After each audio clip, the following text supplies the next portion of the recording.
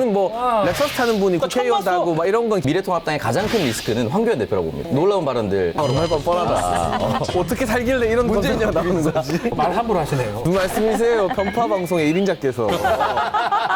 이게 세상 바뀐 줄을 몰라요. 굉장히 많이 컸다라는 느낌을.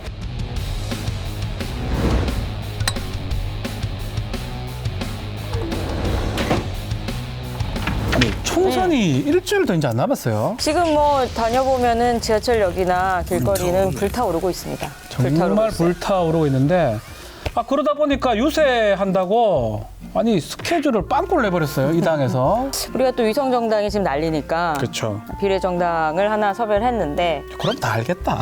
약속을 이렇게 너희 다음 거 해야지. 약속 안 지키고.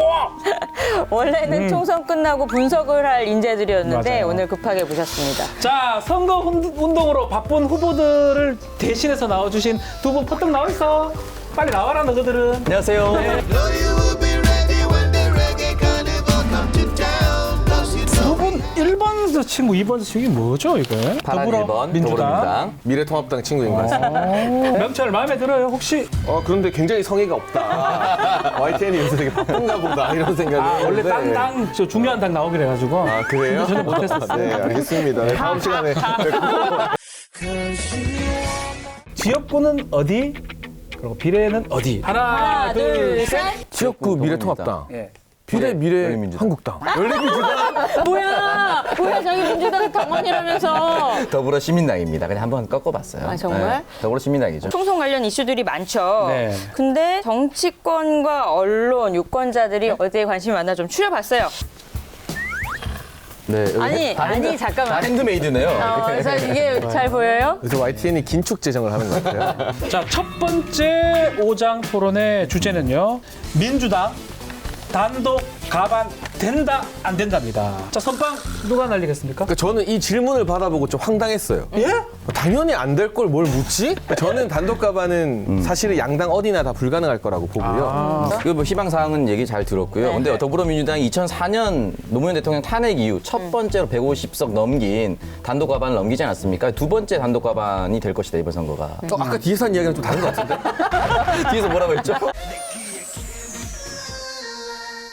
부정적으로 이야기하지 않았어요? 그렇지 않았습니다.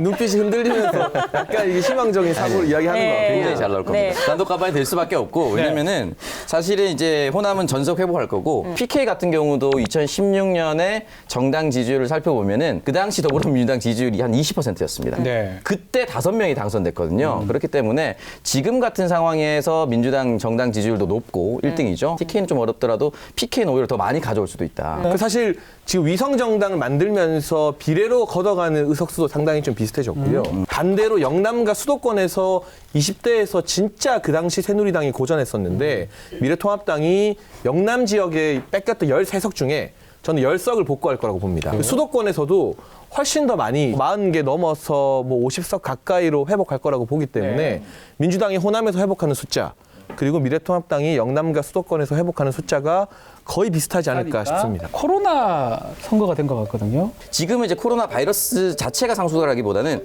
코로나로 인한 재난기본소득이 상수가 됐다고 생각해요, 저는. 근데 이 부분에 대해서 일단 어떻게 선별적으로 주느냐, 다 주느냐 이런 논란은 좀 남아있긴 하지만 결국 재난기본소득을 집행하는 건 청와대입니다. 그렇다면 정부 여당에서 조금 유리한 부분도 있을 것이다. 저는 그렇지 않다고 봐요. 이외에 30%는 빠지잖아요. 그런데 이 30% 대부분이 수도권 거주하는 맞벌이 부부나 이 직장인들이거든요. 어떻게 봤을 때는 민주당의 표를 찍어주는 계층인데 이번에 여러 가지 막 나는 받는 거야 못 받는 거야 혼란이 많았고 이런 것들이 저는 여당에게는 생각보다 불리한 이슈로 작용하게 될 거예요. 열린민주당, 민주당의 엑스맨이다 아니다.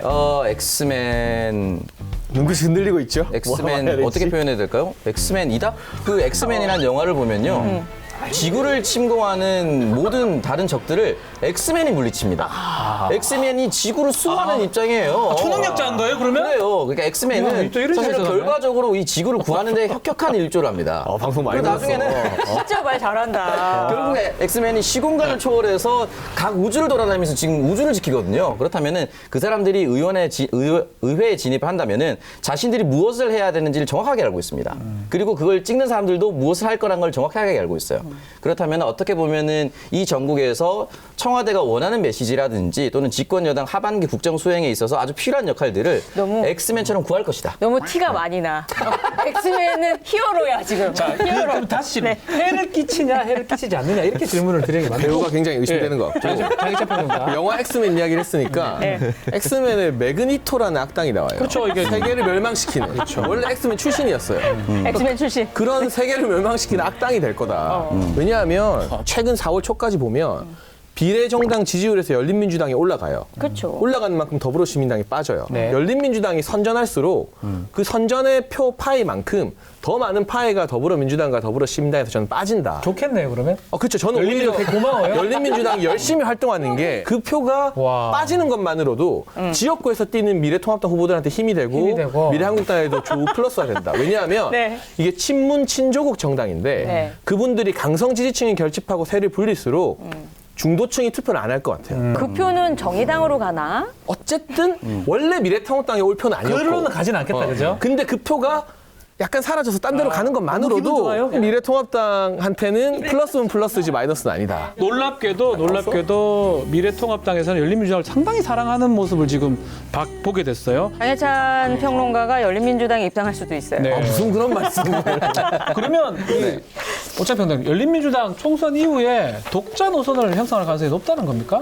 일단은 그 의석수가 어떻게 되느냐에 따라서 나올 것 같아요. 만약에 민주당이 단독 가방이 된다. 여기는 이제 단독 가방이라는 것이 더불어시민당까지 포함되는 거죠. 네. 그렇다면은 그냥 놔두고 열린민주당도 놔둬서 교섭단체를 하나 더 만드는 것이 낫지 않을까. 그 미래통합당과 미래한국당이 같이 갈 것이기 때문에 더불어민주당과 열린민주당도 함께 갈 것입니다. 그러니까 저는 공수처가 최대 변수가 될 거라고 봅니다.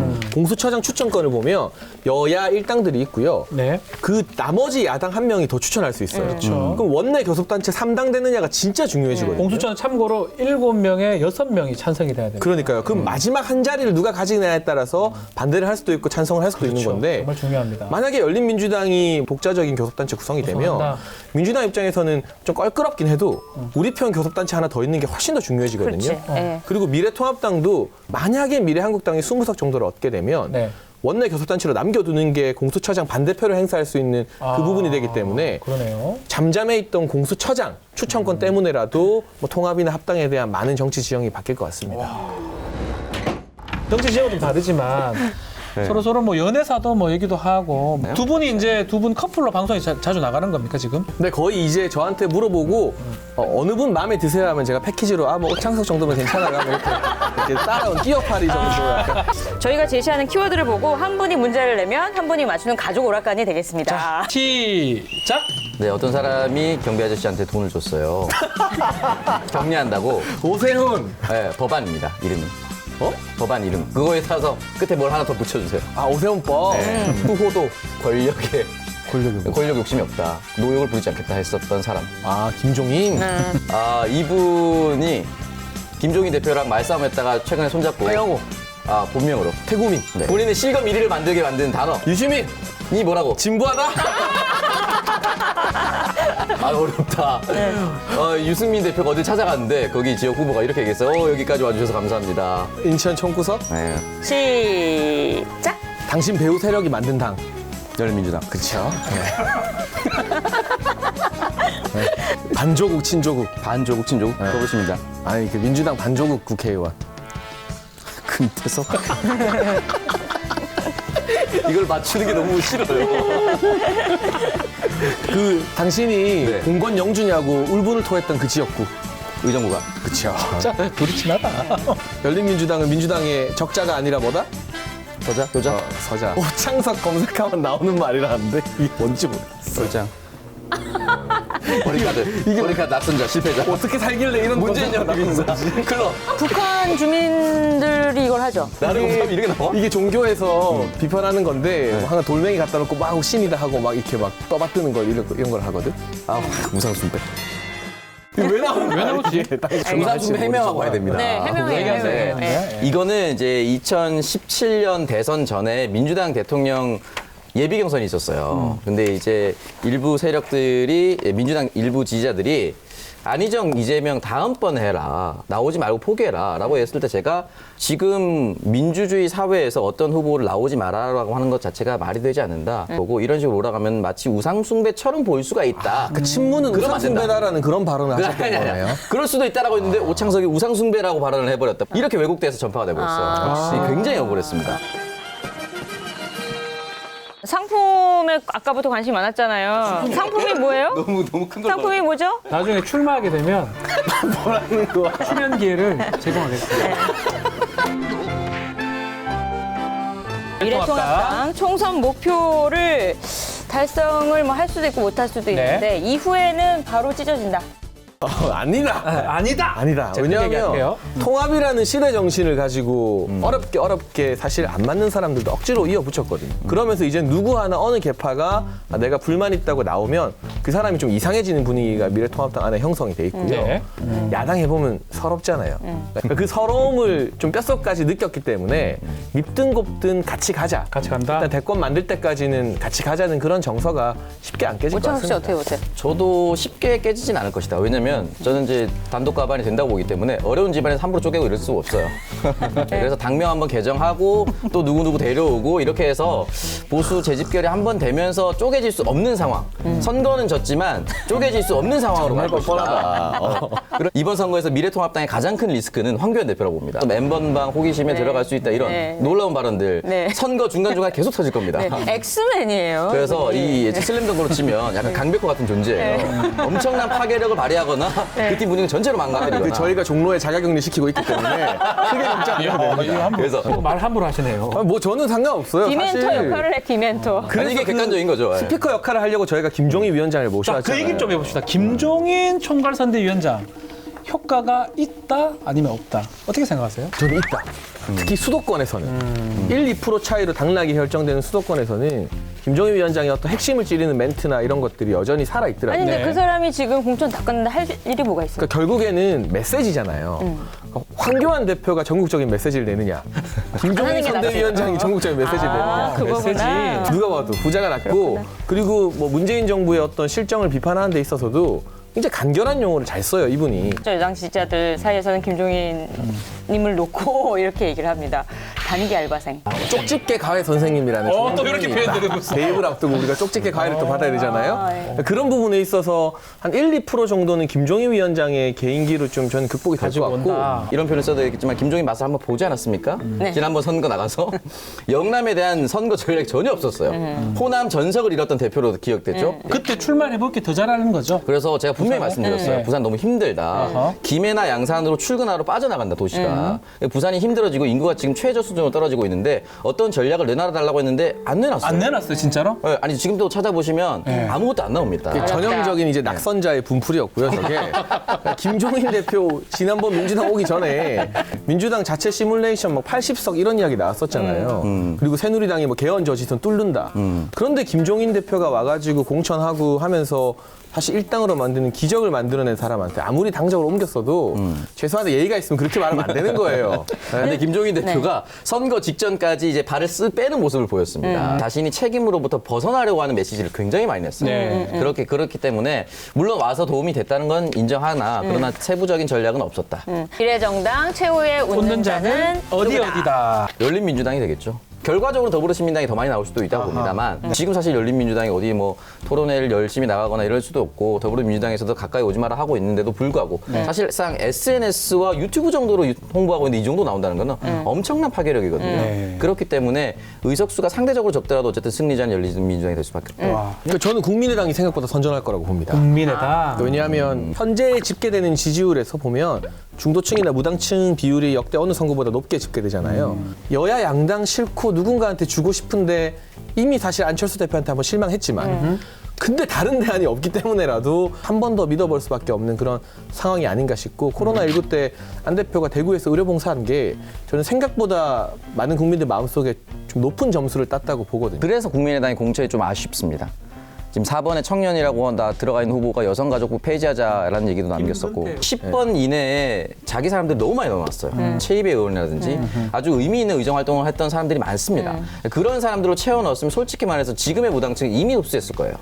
근데 지금 자신의 자신과 친했던 사람들은 인물이 좋지 않다. 네, 이미 더 흡수를 많이 했을 거라고. 아쉽다. 결국은 이 비례 정당이 난립이 되는 엄청난 상황이 이루어진 건데 이런 것들에 대한 대책은 그냥 이렇게 가는 겁니까? 일단 저는 의석수 확대에 대해서 좀 강하게 얘기했으면 좋겠어요. 이승만 대통령이 집권했을 때 대한민국의 인구가 2천만 명이었고 국회의원 수가 200명이었어요. 지금 5천만 명이기 때문에 산술적으로는 500명이 돼야 500명이 돼야 되는데 300명에서 500명 바로 가자고 하면 국민의 반발이 너무 크니까 적어도 330명 또는 98년부터 한국정치학회가 요구했었던 378명 이 정도의 선에서는 좀 합의가 돼야 됩니다. 비례로 그렇게 뽑아주고 늘리는 네, 비례도 거는? 많이 늘리고 지역구도 조금 더 세밀하게 쪼개서 하고. 다양한 정당들이 출연할 수밖에 없는 틀을 만들어줘야 된다. 300명에 330명 늘어나는데 300명의 세비 총액 제한제를 해서 만약에 1억을 300명한테 그렇죠. 주고 있으면 330명한테 1억을 주는 1억을 거예요. 주는 아니, 그런 식으로 갔으면 국회 예산 총 동결하면 되고 네. 이 논의 한참 나왔을 때부터 비례대표 없애자는 거 말도 안 된다는 주장이라고 했다가 보수 세력의 많은 선배들한테 근데 미래통합당은 욕을 뭐 먹었거든요. 그냥 지역구만 뽑자 그러고. 그러니까 그건 되게 비례적으로. 잘못된 선택이었죠. 이런 소신 칭찬합니다. 나경원 전 원내대표 아이디어였던 것 같은데 보수 패널로 나갔는데 나 이거 말이 안 된다고 했다가 이제 선배들한테 혼도 많이 났어요.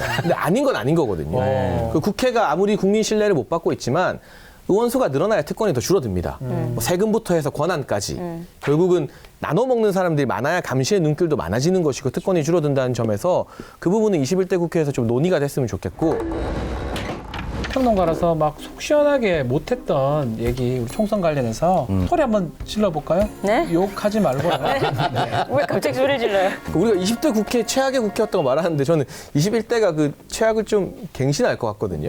그런 그렇죠. 느낌이 많이 들고 이 비례 위성정당 이 논란이 누구 잘잘못을 떠나서 국민한테 너무 송구스러운 일이잖아요. 그러니까 어떤 결과가 나올지 모르겠지만 미래통합당이나 더불어민주당이나 좀 회초리를 호되게 맞았으면 좋겠어요. 그게 의석이든 아니면 지지율이든 국민이 만만하지 않다는 걸 한번 느끼는 그런 선거가 그런 결과가 나왔으면 좋겠다는 생각이 많이 듭니다. 속 시원합니다. 자, 일단 저는 유권자들께서 꼭 투표를 하셨으면 좋겠다는 말씀을 드리고 이렇게 표현해야 될지 모르겠지만 양정당 다 유튜브를 좀 많이 탈피했으면 좋겠어요.